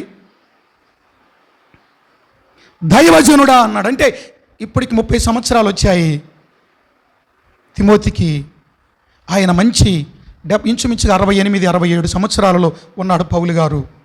ఈయనకి ఇంచుమించుగా 30 వచ్చాయి. ఇంత వయసులో దాదాపుగా 30 సంవత్సరాల తేడా ఉంది వారిద్దరి మధ్యలో. ఇప్పుడు అంటున్నాడు దైవజనుడా అంటున్నాడండి. వీటిని విసర్జించు. ఏటినంటే ధనాపేక్షను విడిచిపెట్టు. కొందరు ఆశించి దానివల్ల పాడైపోయారు, విశ్వాసం నుండి తొలగిపోయారు, నానా బాధల్లో పడ్డారు, పొడుచుకుంటున్నారు. అయితే నీవు వీటిని విసర్జించి నీతిని, భక్తిని, విశ్వాసమును, ప్రేమను, ఓర్పును, సాత్వికమును సంపాదించుకో. వెంటాడు, ప్రయాసపడు, వీటి కొరకై పాటుపడు. నీతిగా బ్రతకడానికి, ఓర్పు కలిగి బ్రతకడానికి. వార్పకు ఓర్పు లేదంట ఒక ఆయన అంటున్నాడు. ఏమో నాకైతే తెలియదు, అందుకనే వెళ్ళిపోయింది, వాస్తవమే. కానీ రూతుకు ఓర్పు ఉంది కాబట్టి, రూతులో ట్రూత్ ఉంది కాబట్టి ఆమె శ్రమనైనా భరించడానికి వచ్చింది. చివరికి రూతులో నుంచే యేసుక్రీస్తు వచ్చే ట్రూత్ వచ్చింది. రూతులోంచే ట్రూత్ వచ్చిందంటే ట్రూత్ అంటే సత్యము, సత్యం అంటే యేసుక్రీస్తే కదా. అదే వంశావళిలో మనము నీతి కలిగి బ్రతుకు తిమోతి, భక్తి కలిగి బ్రతుకయ్యా, విశ్వాసం కలిగి బ్రతుకు, ప్రేమ కలిగి, ఓర్పు కలిగి, సాత్వికం కలిగి బ్రతుకయ్యా, దైవజనుడు అయ్యా నీవు. ఎంత మంచి మాట అండి. కానీ ఒక విషయం చెప్పకుండా మీకు ఆపాను. ఏమిటంటే తిమోతి మంచి పేరు కలిగిన వాడు. ఏ పేరు కలిగిన వాడండి? ఎక్కడెక్కడ? లుస్త్రాలోను 16 అధ్యాయము 1, 2, 3 వచనాలు అపోస్తుల కార్యములు. లుస్త్రాలోను, ఇకోనియాలోను, అక్కడన్న మాట ఒక్కసారి నేను చూస్తున్నాను చూడండి.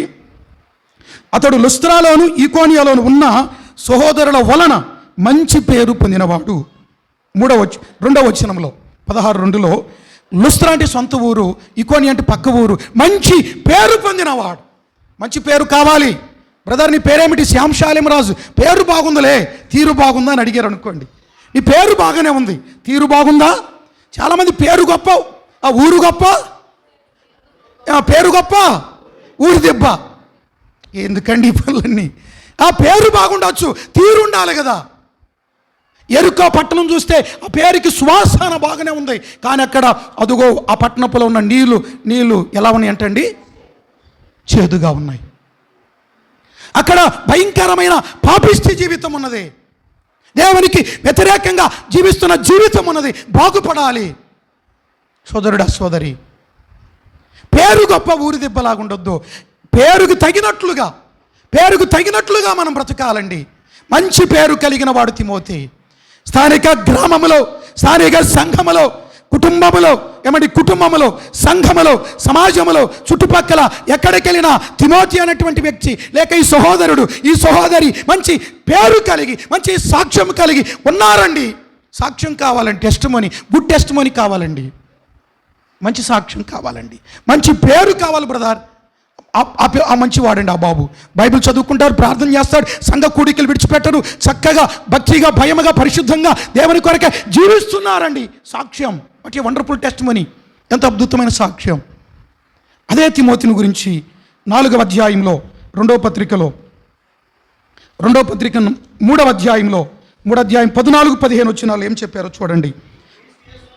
14-15 వచనాలు ఏం చెప్పాడో చూడండి. రెండవ పత్రిక 3:14-15 వచనాలు. క్రీస్తు యేసునందు ఉంచవలసిన విశ్వాసము ద్వారా రక్షణార్థమైన జ్ఞానము నీకు కలిగించుటకు శక్తి కలిగిన. ఈ పత్రిక చదవండి. భక్తి శక్తి అనే మాటలు కనిపిస్తాయి. భక్తి శక్తి తర్వాత చదువుకోండి. 3 పత్రికలు తప్పకుండా చదవండి. శక్తి గల పరిశుద్ధ లేఖనములను బాల్యము నుండి నీవు ఎరిగిన వాడవో. ఎవరమంటండి? అయ్యా ఎవరంట? అమ్మా ఎవరు? బాల్యము నుండి ఎరిగినవాడు. చిన్న వయసులోనే బైబిల్. ప్రైజ్ పాల్ ఇక్కడ ఉన్నాడు. Praise Paul. రాత్రి మేము మీటింగ్లో ఉంటే, మీటింగ్ అయిపోయిన అనంతరం వాళ్ళ డాడీ దగ్గరికి వచ్చి, మా ఇద్దరి దగ్గరికి వచ్చి, నేను ఇవి చదివాను, ఈ తిమోతి పత్రిక చదివాను. ఇక్కడ ఒక వ్యక్తి కనిపిస్తూ ఉన్నాడు. ఆ వ్యక్తి పేరు ఏంటంటే అలెగ్జాండర్. ఈ అలెగ్జాండర్ అనేటువంటి వ్యక్తి ఎవరు డాడీ? అసలు ఆయన చరిత్ర ఏంటి? అపోస్తుల కార్యంలో కూడా కనపడుతుంది, నాకు అర్థం కాలేదు అని అడుగుతున్నాడు. నేను అడిగాను, బైబిల్ బాగా చదువుతావన్నాను. చదువుతానన్నాడు. ఎప్పుడెప్పుడు చదువుతావన్నాను. నేను స్కూల్కి వెళ్ళేటప్పుడు, కాలేజీకి వెళ్ళేటప్పుడు కూడా బైబిల్ తీసుకుని వెళ్ళాను. మరి నీ పరిస్థితి ఏంటన్నాను. నేను కూడా తీసుకెళ్తున్నాను, బస్సులో కూడా చదువుతున్నాను అన్నాడు. జోషి పాలు చాలా చాలా ఇష్టమైన అబ్బాయి అనిపించింది నాకు. ఎందుకు ఈ మాట చెప్తున్నానంటే, అంత వయసులో నేను చేస్తున్న పని నా ఎదుట ఒక పిల్లవాడు కనపడుతుంటే నాకు అది జ్ఞాపకం వస్తే ఆనందపడుతున్నానంటే నేను. సోదరుడా, సోదరి, శక్తి కలిగిన పరిశుద్ధ లేఖనాలు ఎరిగిన బిడ్డలుగా జీవించాలి. చిన్న వయసులోనే నీ జీవితము బాగుపడాలంటే, యవన వయసులో జీవితము బాగుపడాలంటే, కుటుంబముగా, తల్లిదండ్రులుగా బాగుపడాలంటే వాక్యం హృదయంలో, వాక్యం చదవడం, వాక్యం వినడం, వాక్యం గైకొనడం, వాక్యం కొరకే తప్పించాలి. వాక్యములో పెంపారుచు ఉండాలి. పరిశుద్ధ లేఖనాలు ఎరిగిన వాడండి. లేఖనాలు ఏం చేస్తాయో తెలుసా? 119 కీర్తన 9-11 చరణాల్లో పాపము చేయకుండా కాపాడుచూ ఉంటాయండి లేఖనాలు. ఓకే, మన టైం అయిపోయింది దాదాపుగా. కానీ తిమోతిలో ఇంత గొప్పవాడికి కానీ రెండు విషయాలు, అతనిలో బలహీనతలు 2 ఉన్నాయి. అవి చెప్పకుండా ఉంటే బాగుండదు. ఇక ఆ 2 బలహీనతలు ఎంతసేపు కాదు, 1-2-3 నిమిషాలు అంతే. చూడండి ఆ 2 బలహీనతలు ఏమిటో. ఒకటి మానసిక బలహీనత, రెండవది శారీరక బలహీనత. ఒకటి మానసిక బలహీనత, రెండవది శారీరక బలహీనత. ఏమిటి మానసిక బలహీనత అంటే, చూడండి తిమోతికి రాసిన 2వ పత్రిక 1:7 దేవుడు మనకు శక్తియు ప్రేమయు ఇంద్రియ నిగ్రహమును గల ఆత్మనే ఇచ్చెను కానీ పిరికితనము గల ఆత్మని ఇయ్యలేదు. తిమోతి చెప్తున్నాడు, నువ్వు పిరికితనం కలిగి ఉన్నావని నాకు అర్థమైంది. నీ మానసిక బలహీనత ఏమిటంటే, 2 బలహీనతలు తిమోతిలో అని మనం గుర్తుపెట్టుకుందాం. ఒకటి మానసిక బలహీనత ఏంటంటే పిరికితనం ఉండకూడదు. స్వార్థ చెప్పడానికి పిరికితనమా వద్దు. ఎఫెసీలో నిలిచి సంఘములో నిలిచి పనిచేయడం ఆ పిరికితనమా వద్దు. పెద్దవారికైనా చిన్నవారికైనా గొప్పవారికైనా స్వార్థ చెప్పడానికి యేసుక్రీస్తే నిజమైన దేవుడని, లోక రక్షకుడని, ఆయన తప్ప మరొక దేవుడు లేడని, ఆయనే పాపల కొరకై చనిపోయి సమాధి చేయబడి తిరిగి లేచిన లోక రక్షకుడని, ఆయనే పరలోకమిచ్చే మార్గమని స్పష్టంగా గట్టిగా చెప్పు. పిరికితనం వద్దు. మనం కూడా గ్రహించాలి. నమ్మకంగా ఉంటారు చాలామంది. పిరికితనం చెప్పాలంటే అది మానసిక బలహీనత. తీసేసుకున్నాం. దానికి పరిష్కారము పౌలు గారు ద్వారా తిమోతికి కలిగింది. మరి శారీరక బలహీనత ఏమిటంటే, తిమోతికి రాసిన 1 పత్రిక 5:23 అండి. 5:23 ఇక మీదట నీళ్ళే త్రాగక నీ కడుపు జబ్బు, ఏ జబ్బు ఉందంట ఆయనకి? తిమోతికి రాసిన 1 పత్రిక 5:23లో నీ కడుపు జబ్బు నిమిత్తం తరచుగా వచ్చు బలహీనతల కోసరమై ద్రాక్షారసం కొంచెము పుచ్చుకో. ద్రాక్షారసం అంటే మందు కాదండోయ్, బీరు బాటిల్ కాదు. మనం ద్రాక్షాలు మార్కెట్లో కొనుక్కొని తింటున్నాం కదా, ద్రాక్షారసం త్రాగుతున్నాం, జ్యూస్ అవి. అంతేగాని పర్లేదు బ్రదర్, ఈ వచనాన్ని తీసుకొని చాలామంది వైన్ అని ఉంది, త్రాగమని ఉంది అని చెప్పి త్రాగడం అనేది అది నేరం, అది పాపం. అంటే ఇక్కడ మెడిసిన్ చెప్పాడు, పరిష్కారం, కడుపు జబ్బుకి పరిష్కారం చెప్పాడు అంతే. పిరికితనానికి, మానసిక జబ్బుకి పరిష్కారం చెప్పాడు. అలా ఉండొద్దు, పరిశుద్ధాత్మ ద్వారా మనం నియమించబడిన వారమని, ఇంద్రియ నిగ్రహం కలిగి ఉండాలని పరిష్కార మార్గం చెప్పాడు అక్కడ. ఇక్కడ కూడా పరిష్కార మార్గం ఏంటంటే ఒక వైద్యం తెలియజేశాడు. ఏమిటంటే ఆ వైద్యము కడుపు జబ్బు నిమిత్తం ద్రాక్షారసం పుచ్చుకో. హిజ్కియాకు కానీ వస్తే అదుగో ఆ పండు అంజూరు పండును ఎలాగ వాడుకోమన్నట్టుగా. గిలాదులో గుగ్గిలము లేదా, ఏ వైద్యుడు అక్కర లేదా అన్నట్టుగా. పాపులను పిలవడానికి వచ్చాను కానీ నీతిమంతులను కాదన్నాడు. రోగులకి వైద్యుడు అవసరం అన్నాడు ప్రభు. అంటే రోగులకి డాక్టర్ కావాలి, రోగం కలిగిన వారికి వైద్యం అవసరం. అది నాటు వైద్యమా, హోమియో వైద్యమా, ఇంగ్లీష్ వైద్యమా, లేకుంటే సొంత వైద్యం ఏదన్నా కానీ బాగుపడడానికి పరిష్కారం అవసరం. అది చెప్తుంది అక్కడ. కాబట్టి శారీరక రోగానికి పరిష్కారం, మానసిక రోగానికి పరిష్కారం కలిగించాడు. ఈ బలహీనతలు నీవి సరిచేసుకో, ధైర్యంగా పనిచేయి. నువ్వెవరవో తెలుసా? నువ్వు నా వలే ప్రభు పని చేస్తున్నావు. దైవజనుడా, దేవుడు నిన్ను దీవించునుగాక, పనిచేయి, కృప నీకు తోడై ఉండునుగాక అని తిమోతికి చెప్పాడు. ఇక ముగించాలి. కానీ తిమోతి అంటే అర్థం ఏమిటండి? తిమోతి అర్థం ఏంటి చెప్పండి? దేవునిని ఘనపరచువాడు. దేవుని ఘనపరచువాడు. నోటి మాటలతో, ఇక బైబిల్ చూడొద్దు, బైబిల్ చదవద్దు, వినండి చాలు. సమూయేలు 1 గ్రంథము 2:30లో నన్ను ఘనపరచువారిని నేను ఘనపరుస్తాను. 2:30 సమూయేలు 1 గ్రంథములో. దేవుని ఘనపరుస్తావా? నేను నిన్ను ఘనపరుస్తాను. అంతేకాదు, ఎలా ఘనపరచగలం అంటే మత్తయి 5:16లో మీ సత్క్రియల ద్వారా పరలోకమంతున్న మీ తండ్రి మహిమపరచబడతాడు. కాబట్టి ఈ లోకములో ఉండగానే సత్క్రియలు కలిగి, మంచి క్రియలు కలిగి, మంచి పని కలిగి జీవించో. దేవుడు మహిమపరచబడతాడు, దేవుడు ఘనపరచబడతాడు. ఒకటి అది మన సత్క్రియలే దేవుని మహిమపరచుది. 1. 2 మహిమపరచడంలో కీర్తన 69:30 కీర్తన 69:30-31 వచనాలు, 30-31 చరణాలలో కీర్తనలతో ఆయనకు కృతజ్ఞతాస్తుతులు చెల్లించి ఆయనను ఘనపరచుడి. కీర్తనలతో కృతజ్ఞతాస్తుతులు చెల్లించి ఆయన ఘనపరచుడి. మూడో విషయం, సామెతల గ్రంథము 3:7-9 3 అధ్యాయం 7-9 మీ రాబడిలో ప్రథమ ఫలం 10వ భాగం ఇచ్చి మీ యెహోవాను ఘనపరచుడి. సామెతల గ్రంథం 3 అధ్యాయం 7-9 మీరు ఇచ్చి ఘనపరచండి. ఇవ్వకుండా ఘనపరచలేరండి, కీర్తించకుండా ఘనపరచలేరండి, సత్క్రియలు లేకుండా ఘనపరచలేరండి. ఊరికే హల్లెలూయా అన్న, ఊరికే స్తోత్రం అన్న, ఊరికే ప్రైజ్ ది లార్డ్ అన్న ఏమి స్తుతి కలగదండి. క్రియలు, సత్క్రియలు ఉన్నప్పుడే మహిమ, కృతజ్ఞత స్తుతి ఉన్నప్పుడే, కీర్తనలతో స్తుతిస్తున్నప్పుడే ఘనత. దేవునికి ఇవ్వవలసిన ఆ రాబడిలో భాగం, వర్ధిల్లిన కొలది, దేవుడిచ్చిన కొలది దేవునికి ఇవ్వడంలో అదే దేవునికి ఘనత, దేవునికి మహిమ. అలా చేద్దాం. అట్టి కృప దేవుడు మనకి అనుగ్రహించునుగాక. ఆమేన్.